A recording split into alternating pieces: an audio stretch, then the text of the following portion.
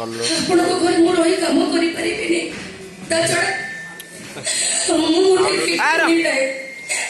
12 ମାସରେ 13 ରୋଗ ଧରି ବୁଲୁଛି। ଆରେ ଗାଲ ଡରେଟ ତୁ କେନା କେତେ କଣ ରୋଗରେ ମୁଁ ଆପଣଙ୍କ ଘରେ ରହି କାମ କରିପାରିବିନି। ଆରେ ତମକୁ କାମ କରିବାକୁ କହୁଛି କିଏ? କାମ କରିବ? ତା ଛଡ଼ା ତମକୁ ତମେ ଘରୁ କାମ କରିବା ପାରୁନଥିଲି। ତମକୁ ଠାକୁରାଣୀ ଆସନରେ ବସେଇ ପୂଜା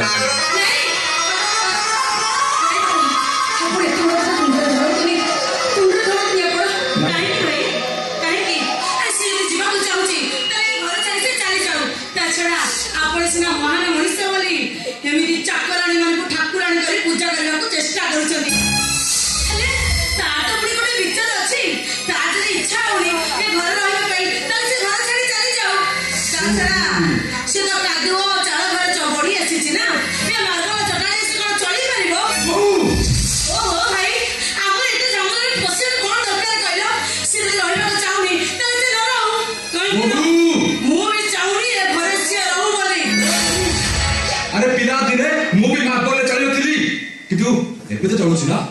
ତା ଛଡ଼ା ତମେ ପରା କହୁଥିଲ ତମର ପରିବାର ଗରିବ, ତମର ଚାଳ ଛପର ଘର, ତମର ଗରିବ ଭାଇ, ତମେ ତ ପୁଣି ଏ ଘରେ ଚଳୁଛ ନା ନାହିଁ? ଭାଇ ଆପଣ ବୁଝୁନାହାନ୍ତି କାହିଁକି? ଆମର ଏତେ ଅଗ ଭିତରେ ପଶିବାକୁ କଣ ଦରକାର କହିଲ? ସେ ଯଦି ଚାହୁଁନି ରହିବା ପାଇଁ ତ ସେ ଚାଲିଯାଉ। କାହିଁକି ରହିପାରିବନି?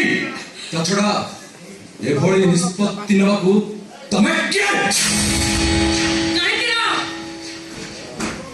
ଏ ଘରର ବୋହୂ ହଉଛି ମୁଁ, ଆଉ ନିଷ୍ପତ୍ତି ନେବାର ଅଧିକାର ବି ମୋର ଅଛି।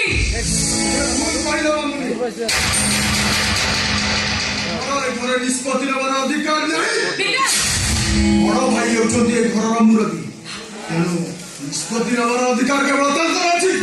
ନିଷ୍ପତ୍ତି ହଉଛି ଏ ମାଟି କାଦୁଅରେ ଚାଲୁଥିବା ଏ ଚାକରାଣୀଟା ଆଜିଠୁ ଇଏ ମୋ ଘରେ ରହିବ। ଆଉ କେହି ରହିବନି ବାବା। ତମେ ୟାଙ୍କୁ ବନ୍ଦାପନା କରି ଘର ଭିତରକୁ ନେଇଯିବ। କାହିଁକି ଭାଇ କାହିଁକି? ଗୋଟେ ଛୋଟ ଚାକରାଣୀଟାକୁ କଟୁରିଆ ବସେଇ ପୂଜା କରିବାକୁ ଆପଣ ଏତେ ଇଚ୍ଛା କାହିଁକି? ବଡ ଭାଇକୁ ପଚାରିଥିବା ପ୍ରଶ୍ନର ଉତ୍ତରଟା ମୁଁ ଦେଉଛି ଶୁଣ। ତମେ ଯାହାକୁ ଭିକାରୁଣୀ କହୁଛ ସେ ଜଣେ ସାଧାରଣ ଭିକାରୁଣୀ। ଆରେ ୟାଙ୍କରି ଦୟାରେ ତମ ସ୍ୱାମୀକୁ ଆସିବ। ୟାଙ୍କରି ରକ୍ତ ପାଇଁ ତମେ ବିଧବାରୁ ସଧବା। ପରସ୍ତ ଧରତା ବାଲିରେ ରାକେଶ ଦାସଙ୍କ ବଂଶଟା ଆଜି ନିର୍ବଂଶ ବଞ୍ଚି ଯାଇଛି। ତେଣୁ ଯାଅ ଏ ମୟୂଷୀ ମହିଳାକୁ ବନ୍ଦାପନା କରି ଘର ଭିତରକୁ ନେଇଛି। ଆରେ ଏକ ପାଦ ସେବା କର। ଅସମ୍ଭବ। କାହିଁକି ଅସମ୍ଭବ? କାହିଁକି ନା ଗୋଟେ ଚାକରାଣୀଟାକୁ ମୁଁ ପୁଣି ବନ୍ଦାପନା କରି ଘର ଭିତରକୁ ନେଇଯିବି। ତାହେଲେ ମୁଁ କହିବି ଆ ଶବ୍ଦର ତମେ ଅର୍ଥ ବୁଝିନ। କଞ୍ଚା କବିତା ଛାପ ସେଥିରୁ ଘିଅ ବାହାରି ଦେବତାଙ୍କ କାମରେ ଲାଗେ। ସେଥିରୁ ପବିତ୍ର ପ୍ରଜାପତି ସୃଷ୍ଟି ହୁଏ। ସେଥିରୁ ପଦ୍ମ ଫୁଲ ସୃଷ୍ଟି ହୁଏ। ଘିଅରେ ଦେବତାମାନେ ଶାନ୍ତି ହୁଅନ୍ତି। ପଦ୍ମ ଫୁଲଟିକୁ ସ୍ୱୟଂ ନାରାୟଣ ହାତରେ ଧରନ୍ତି। ଆଉ ତମେ ଏମିତି କିଏ କି ଗୋଟେ ଦେବୀକୁ ସମ୍ମାନ ଦେବାକୁ କୁଣ୍ଠାବୋଧ କରୁଛ? ବିକାଶ ପଛରେ ଡାକିବ। ପ୍ରଥମେ ଯାଅ ଭାବୁ ନା ପାଳନ ନ କରେ ପାଳନ ନ କର ଧକ୍କା ମାରିଲେ ଘରୁ ବାହାର। ବାବୁ, ଆପଣ ଏ କଣ କରୁଛନ୍ତି? ଗୋଟେ ସାମାନ୍ୟ ଚାକରାଣୀ ପାଇଁ ଆପଣ ଘରରେ ଲକ୍ଷ୍ମୀ ପ୍ରତିମାକୁ ଘରୁ ବାହାର କରିଦଉଛନ୍ତି। ଆରେ ଚୁପ୍ ଚୁପ୍, ଆରେ ଏତ ଚୁପ୍। ସାମାନ୍ୟ ଗୋଟେ ଚାକରାଣୀ ଏତେ ଭାତ ଲକ୍ଷ୍ମୀ କିଛି ଦରକାର ନାହିଁ। ଆରେ ଶୁଣ, ଚୁପଚାପ କରି ଘର ଛାଡ଼ି ଚାଲିଯା। ତାଙ୍କ ପାଦ ତଳେ ଭୁଲ କରିବ।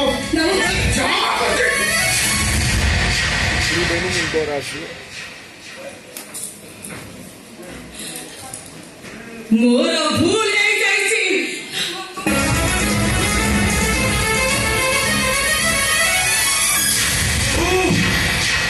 ବିକାଶ বহু মান হলে আমি বড় দিন হয়ে আছে তুই গোটে কাম কর তুই ভৌণী যাবি না ମୁଁ ଯାଉଛି ବନ୍ଦା ପଠାଇ ନେଇ ଆସିବି।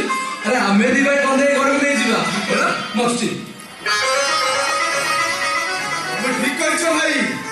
ଆମେ ଦି ଭାଇ ବନ୍ଦାପନା କରି ଠାକୁରାଣୀକୁ ଆମ ଘର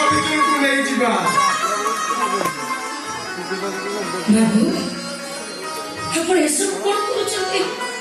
କଣ ହଉଛି ଏସବୁ? ତାମାନେ ଆପଣ କଣ କରିବାକୁ ଚାହୁଁଛନ୍ତି? ତମେ ଏଇଠି ରହିବ, ଆମ ଘରେ ରହିବ। ଆଉ ତମେ ମୋ ବଡ